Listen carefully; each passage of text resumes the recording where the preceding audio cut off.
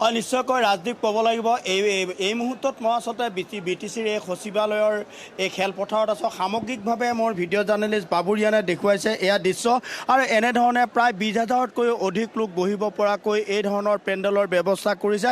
কিন্তু বতৰ প্ৰতিকূল আৰু বতৰ প্ৰতিকূল কাৰণেও যথেষ্ট আচলতে ইয়াত মানুহৰ সমাগম দেখিছোঁ। প্ৰায় 50 নহয় 50,000তকৈও অধিক লোকৰ ইয়াত সমাৱেশ হ'ব আৰু এয়া আচলতে ক'ব লাগিব 2003 চনত যি BTC চৰকাৰ হৈছিল আৰু BTC চৰকাৰৰ পিছত এইবাৰ আচলতে পঞ্চমখন এয়া BTC চৰকাৰ হ'বলৈ গৈ আছে হাগ্ৰামা মহিলাৰ নেতৃত্বত।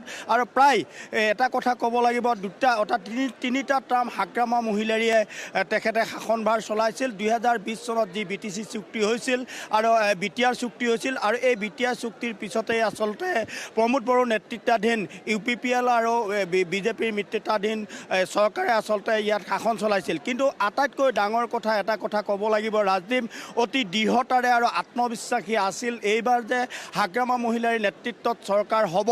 সেই কথাটো কিন্তু নিৰ্বাচনৰ প্ৰাক মুহূৰ্ততেই সেই কথা কৈছিল। 3 তাৰিখে যদিও তেওঁ শপত গ্ৰহণ অনুষ্ঠানত অংশগ্ৰহণ কৰাৰ কথা আছিল বা শপত গ্ৰহণ অনুষ্ঠান পতা হৈছিল, কিন্তু মুখ্যমন্ত্ৰীৰ বিশেষ অনুৰোধ ক্ৰমে আজি 5 তাৰিখে অনুষ্ঠিত কৰা হৈছে। প্ৰায় ইয়াত বিশেষকৈ ক'ব লাগিব BTCৰ যি BTR চুক্তিৰ পিছত প্ৰমোদ বড়োৰ নেতৃত্বাধীন যি চৰকাৰক ধূলিসাৎ কৰি প্ৰায় 28খন আসন দখল কৰি এইবাৰ BTRত এককভাৱে আচলতে চৰকাৰ গঠন কৰিবলৈ সক্ষম হৈছে বিশেষকৈ হাগ্ৰামা মহিলাৰ নেতৃত্বাধীন BPF চৰকাৰে।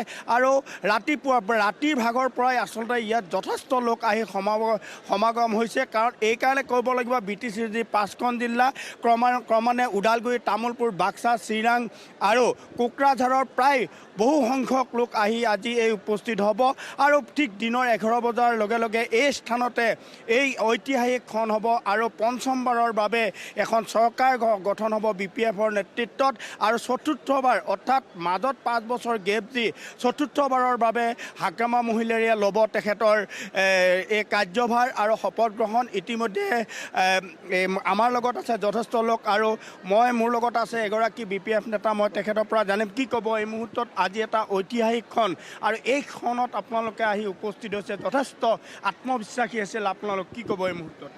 প্ৰথমতে মই হাগ্ৰামা মহিলাৰী ডাঙৰীয়াক ধন্যবাদ যাচিছোঁ।